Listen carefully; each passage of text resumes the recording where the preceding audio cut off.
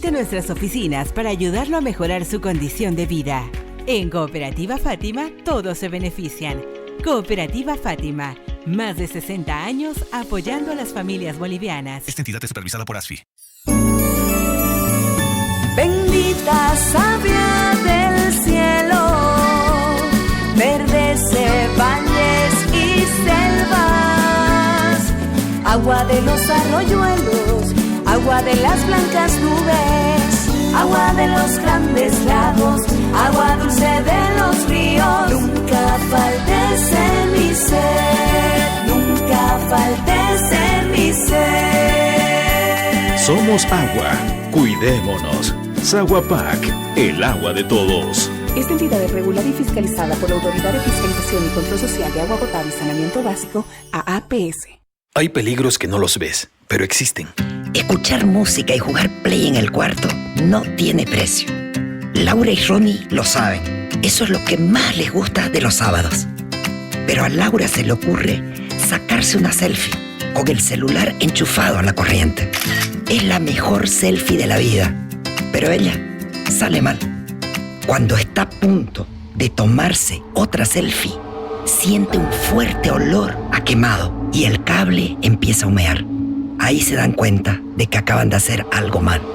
Han enchufado todos los artefactos eléctricos en una sola toma de corriente. En verdad, tienen un lío tremendo de cables chipados. No coloques muchos artefactos eléctricos en un solo enchufe. Esto podría causar incendios o choques eléctricos. Si tenés muchos artefactos eléctricos, usa una regleta. Prevenir es vivir.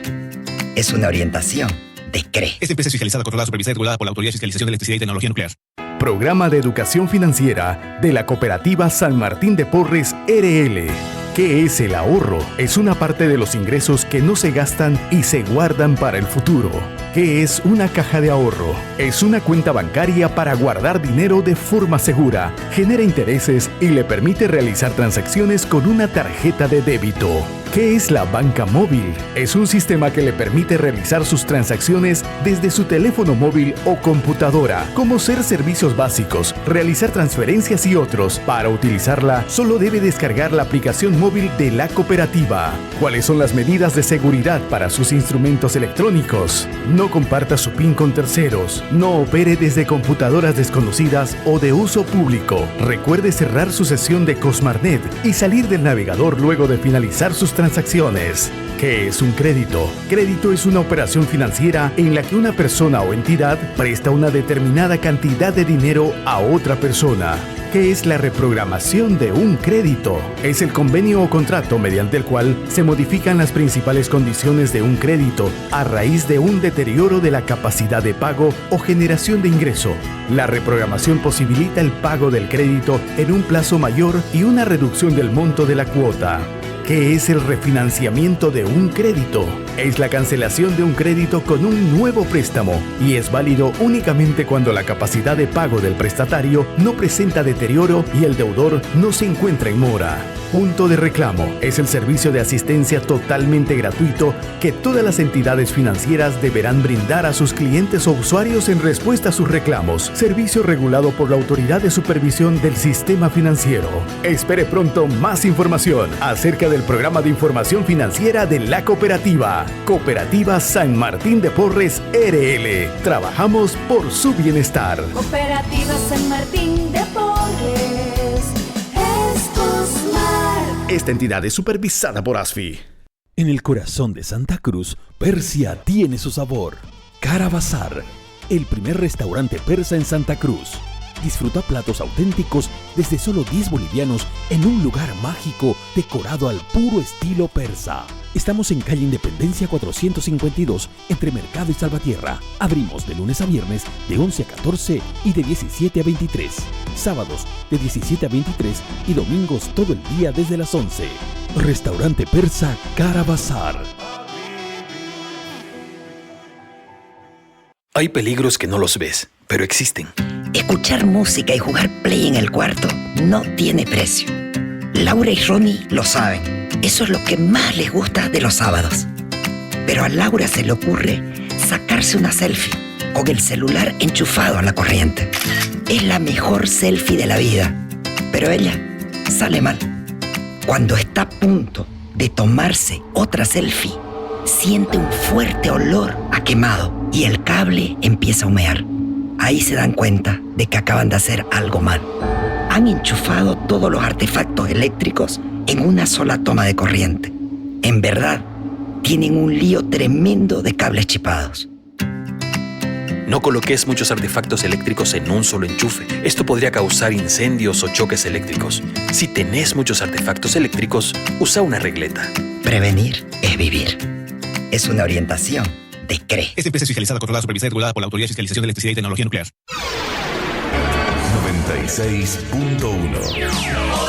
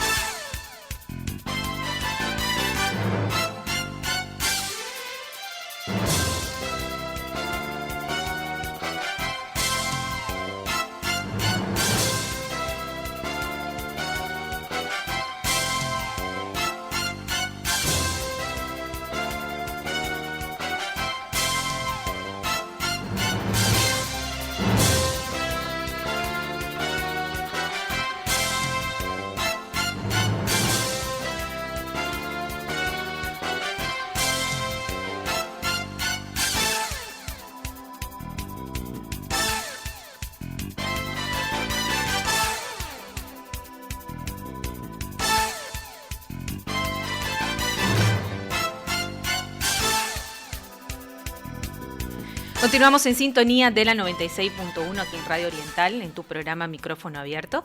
Continuamos con nuestras entrevistas, le vamos a dar la bienvenida. Primero voy a presentarle un placer, Fernando, tenerte en estos espacios como director del Centro Cultural Plurinacional de Santa Cruz, Fernando Figueroa. ¿Cómo estás? Muy bien, muy feliz de estar y de verte después de mucho tiempo. Agradecido siempre por la predisposición y por el espacio que nos dan para compartir no solamente la agenda cultural, sino las últimas novedades en cuanto a investigación, las últimas actividades en torno a la propuesta artística, investigativa que hay en Santa Cruz y desde nuestro espacio, el Centro Cultural Santa Cruz. Así es, un centro hermosísimo además, que disfrutamos cuando hacen sus actividades. También le voy a dar la bienvenida a Humberto Lombardo, investigador italiano. Humberto, un placer tenerte en estos espacios y un placer poder hablar de estos temas que vamos a tocar en estos momentos. Sí, el placer es mío y muchísimas gracias por invitarme para darme esta oportunidad de hablar a Santa Cruz. Humberto, comentarle un poquito, aquí Fernando me estaba comentando el trabajo que venís realizando en Bolivia. ¿Hace cuánto que usted vive en Bolivia? Bueno, yo no vivo aquí. Viví aquí desde 2001 a 2004, sí, hace más de 20 años, 25 años. Y en esa época trabajaba en una ONG, en San Ignacio de Mojos, en el Beni. En la ONG se llama OYAM. Y en ese tiempo hacíamos piscicultura rural con las comunidades indígenas. Y bueno, y luego mientras vivía en San Ignacio, pues conocí varios gringos, porque en esa época los gringos éramos poquitos por ahí, entonces todos nos conocíamos entre nosotros. Y así fue que entré en contacto con un arqueólogo alemán, el Heiko Brumers, y empecé a trabajar con él con temas de arqueología, y luego hice mi doctorado, y ya me quedé en el mundo de la investigación, y ahí seguimos. Me parece muy importante, aquí Fernando me comentaba, el trabajo que has realizado con el tema de la piscicultura, ¿no? En Bolivia. ¿Cómo comienza esto y por qué?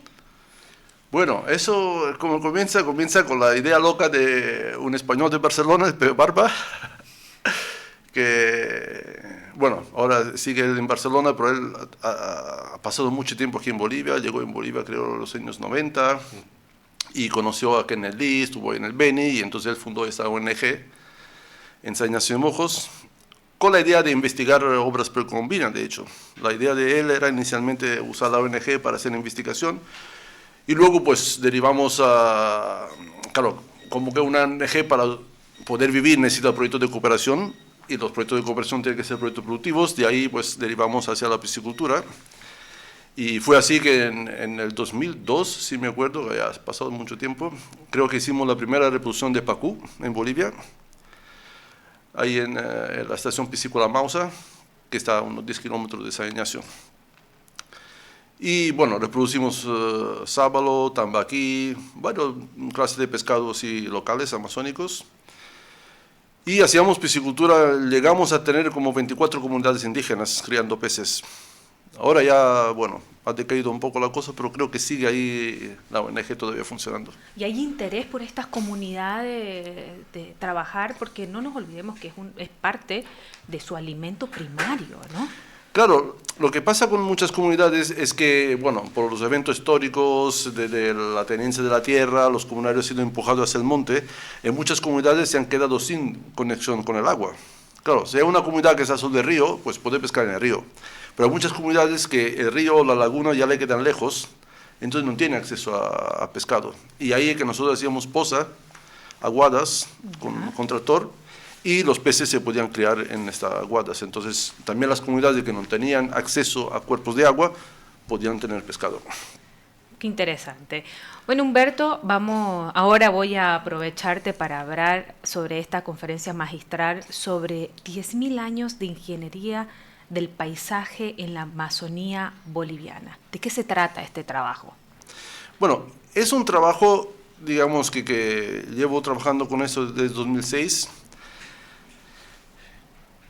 Es, digamos, entender el paisaje, ¿no? Básicamente, porque el paisaje normalmente es el resultado de eventos naturales, ¿no? Por ejemplo, en el caso del Beni, los eventos naturales que mayormente crean el paisaje son los ríos. Toda la tierra del Beni ha sido depositada por los ríos, ¿no? Pero cuando uno mira más en detalle, ve que hay muchísimas cosas en el paisaje que no encajan con ningún proceso natural, que no se pueden explicar con procesos naturales. Y entonces fui así, intentando entender de dónde viene esta isla de monte, por ejemplo. Hay miles de islas de monte en el medio de la Pampa que no se sabía de dónde venían y que no había ninguna explicación natural, ¿no? Que un proceso geomorfológico que podía crear esas islas. Y fue así que investigando esa isla, pues al final descubrimos que estaban hechas por humanos, ¿no? Que son sitios arqueológicos y que son muy antiguos. El fechado más antiguo que tenemos de una isla de monte es de 11.000 años antes del presente. Entonces estamos hablando de los sitios arqueológicos entre los más antiguos de toda Amazonía, que están aquí, sí. ¿Y dónde se encuentra esto? ¿En el monte, en la selva? No, las islas de monte, le dicen islas de monte porque son como manchas de bosque, ¿no? Islitas de bosque, en medio de la pampa. Entonces se encuentran en las pampas. Y son, digamos... montículos. Son elevaciones de 1 metro, 2 metros, hasta... Bueno, la más alta que hemos encontrado son 3,5 metros, ¿no? Y pueden tener un diámetro de unos 50, 60, hasta 100 metros de diámetro, entonces son grandecitas. Y como que son elevadas, pues crecen los árboles, porque en el Beni, como hay inundaciones todos los años, se inunda. Exacto. Entonces las pampas, ¿qué le pasa? Que mitad del año están inundadas, mitad del año están sequísimas, y los árboles no pueden crecer. Entonces hay hierba, no solamente. Pero cuando hay una elevación, entonces esa elevación no se inunda, queda siempre seco, y entonces pueden crecer los árboles. Y por esto, estas elevaciones son sitios arqueológicos, pero al ser elevado, pues están cubiertos de monte, ¿no? Y la gente, todo el mundo en el Beni las conoce, porque están por todo lado, y se le dice islas de monte, los ganaderos las usan en tiempo de agua, el ganado duerme ahí, por ejemplo. Pero claro, hasta hace poco se pensaban que eran naturales. Pero no, Fernando, ¿y cómo se llega a este estudio? Bueno, ahí Humberto, precisamente una de las vivencias que tiene es trabajando en la zona, y a partir de ahí empieza a contactar con otros arqueólogos, ¿no? Que le invitan a trabajar, y bueno, él ya desarrolla toda la investigación. Y lo que dice Humberto es cierto, ¿no? O sea, el Beni es una planicie, y que en época de lluvia, evidentemente la gente, y ahí estamos todo el tiempo bregando, hay situaciones de emergencia y demás porque está inundado.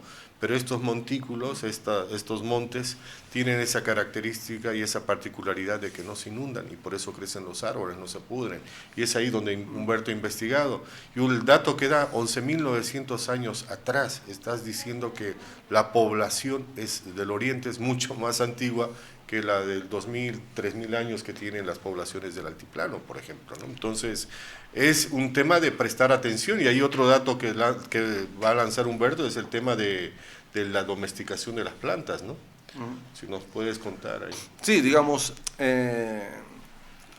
hay unos fósiles de planta que se llaman fitolitos, que es una palabra compuesta, fitos y litos. Fitos es planta, ¿no? Fitosanitario, y litos es piedra, ¿no? Son las piedras de las plantas. Entonces las plantas, muchas de ellas, no todas, pero muchas plantas, cuando absorben el agua de la tierra, en esa agua también hay muchos sales disueltos, hay muchos elementos disueltos en el agua que también entran dentro de la planta. Uno de ellos es el de silicio, ¿no? Entonces, este silicio se va a depositar dentro de las células y según el tipo de planta, acaba teniendo una forma muy específica, ¿no? Que nosotros le decimos diagnóstica. Entonces, cuando la planta se muere, ese silicio, que es un vidrio, es igual que mis gafas, es vidrio, ¿no? Se queda ahí en la tierra, y al ser vidrio se queda ahí miles y miles de años, no desaparece. Entonces nosotros tomamos muestra, ¿no? del suelo, del subsuelo de estos sitios arqueológicos, desde la base del sitio, entonces hacemos fechados, entonces sabemos la antigüedad de los sedimentos, y luego de esos sedimentos, de los cuales ya sabemos la antigüedad, sacamos los fitolitos, lo analizamos y vemos qué plantas había ahí, porque los fitolitos nos dicen qué tipo de planta había, son fósiles. Y es así que hemos descubierto que hace 10.000 años, en estas islas, la gente cultivaba ya la yuca y la calabaza. Y también hemos encontrado fitolitos de maíz de hace casi 7.000 años, que también es un dato sumamente interesante, porque el maíz es originario de México. Naturalmente no hay maíz aquí. La planta, digamos, salvaje, desde la cual se domesticó el maíz, que se llama teosinte, esa planta vive en México. Entonces, la única manera para que pueda haber maíz aquí hace 7.000 años es que desde México la gente lo cultivaba y se ha ido pasando de campesino en campesino hasta llegar a Bolivia. A la Amazonía boliviana. Entonces, esto es quizás el dato más llamativo, porque hace 7.000 años en Europa todavía estábamos en el Paleolítico. Claro. Y aquí ya se estaba cultivando y domesticando maíz. Entonces, sumamente interesante. No, y el dato y ese es un tema, de hecho, no sé por qué está tan modesto hoy día Humberto. En el mundo habían 4 lugares de domesticación de plantas donde se desarrollan las civilizaciones. Y el quinto. El quinto ahora hemos puesto los llanos de Mogos en el mapa, ¿no? Y es este señor Humberto que ha puesto el quinto lugar de domesticación de plantas en el mundo, y es Bolivia, y es Humberto Lombardo, y es por eso la importancia. Humberto ha puesto a Bolivia en el radar mundial con estas investigaciones de que Bolivia, principalmente el oriente boliviano, de lo que ahora es el oriente boliviano, era un sitio de domesticación de plantas, y es el quinto a nivel, ¿no? Reconocido. De los sitios, digamos, de los primeros, de los más antiguos, de lo que se dice decir, los sitios tempranos de domesticación de planta, se conocían 4 y ahora hemos añadido un quinto, ¿no? Que son los llanos de Mojos. ¿Esto ha estado registrado en libros ya? Sí, esto lo publicamos en el 2020. Okay. Lo publicamos en una revista que se llama Nature, que es la revista científica más prestigiosa que hay en el mundo. Tuvo bastante prensa y a mí me ayudó mucho en mi carrera, porque gracias a ese descubrimiento fue que ya lo comencé a quedar a plaza, el proyecto que tengo ahora, digamos, son todas cosas que vinieron a raíz de ese descubrimiento de alguna manera. Bueno, y hoy día en el Centro Cultural Plurinacional vamos a tener una conferencia magistral sobre este tema específico. Efectivamente, sí, hoy a partir de las 7 de la tarde vamos a compartir con Humberto estas investigaciones, estos resultados. Y de hecho quedan cordialmente invitados. Vamos a transmitir por nuestras redes sociales SP Santa Cruz y de igual manera a través de la página del Viceministerio de Culturas y Folclore vamos a hacer la retransmisión, lo mismo que con el Museo Etnográfico Nacional de Etnografía y Folclore. La idea es masificar esto y que la gente conozca, y nos sentamos orgullosos de que, bueno, la investigación de Humberto nos pone en un radar internacional, pero también deberíamos sentirnos orgullosos y comprometidos en divulgar estas investigaciones e impulsar más respecto a nuestra historia, ¿no? Una cosa es hablar y decir, o por decirte, y sin ánimo de entrar en ninguna polémica, hablar de memoria y decir, vinieron los ovnis, hicieron esto los extraterrestres. Aquí estamos hablando de base científica, que muchos años de estudio, y de hecho ahora también están investigando. Hay un equipo bastante importante de profesionales con los que está Humberto trabajando, ligado a eso también con la inteligencia artificial. Entonces la tecnología está, y también siempre involucrando a personal boliviano, investigadores bolivianos en este trabajo, y la idea es que se difunda y bueno, no sé, a la larga podamos sentirnos mucho más orgullosos y orgullosas de lo que tenemos en el país, ¿no? Y principalmente en el oriente. Las monumentales obras de Tiahuanacu quedan y demás porque están en piedra. Esto estamos hablando de otro tipo de tecnología que lamentablemente, como hablábamos con Fidel, colega de trabajo, por la humedad, por las lluvias, estas edificaciones, estas construcciones desaparecen con el tiempo, pero Correcto. ahora hay una base científica. Excelente. Humberto, la verdad ha sido un placer. Yo estoy perpleja con la información que nos estás dando. Creo que es un aporte muy importante para nuestra cultura. Voy a conversar con mi papá. Nos decía que cuando se hablaba que venían en búsqueda del dorado, él siempre hablaba del maíz. Nunca hablaba del oro, ¿no? Porque el maíz, que es amarillo, y hay libros, ¿no?, que están escritos, pero claro, muy poco profundizado desde el punto de vista científico, ¿no? Así que tiene mucha lógica lo que usted está diciendo. Ha sido un placer conversar con usted. ¿Placer ha sido mío? Y por favor invite también a la población para que pueda asistir hoy día a escucharlo. Usted va a hablar de este tema de manera específica. Sí, voy a hablar de este tema. Y voy a hablar también de otro descubrimiento que hemos hecho, que hemos publicado el año pasado, que es más reciente. Sobre una primicia para la radio. Sí, bueno, no me dijo nada. Ya está publicado, bueno, lo de las lomas monumentales, ¿no? Que en la zona de Trinidad hay estas lomas monumentales, dicen que son muy, muy grandes. Y ahí hemos identificado cuál era el sistema productivo, ¿no?, para mantener esa población enorme que había en la época precolombina en la zona de Trinidad. Y también otra vez está basado en el maíz. Y luego acabé mi charla dando algunos elementos del proyecto actual, de lo que estamos haciendo ahorita, porque yo acabo de llegar de España, hemos aterrizado hace 2 días, porque recién ahora empiezo mi trabajo de campo de esta temporada. Entonces mañana estoy saliendo para el Beni y ya volveré aquí a mediados de septiembre. Y le planteo que también mi papá me comentaba, siempre me habla mucho sobre la cultura amazónica, que en el Beni antes era muy conocido porque subía el río, ¿no?, las famosas inundaciones, pero en aquella época habían desarrollado los originarios del lugar los canales naturales, no sé cómo se llamará. Claro, hay todo un sistema, digamos, de manejo de las aguas precolombino, ¿no? Exacto. De sistema de drenaje, por ejemplo, de canales de drenaje. Los camellones son superficies elevadas para que no se inunde, se puede cultivar la parte arriba. Exacto.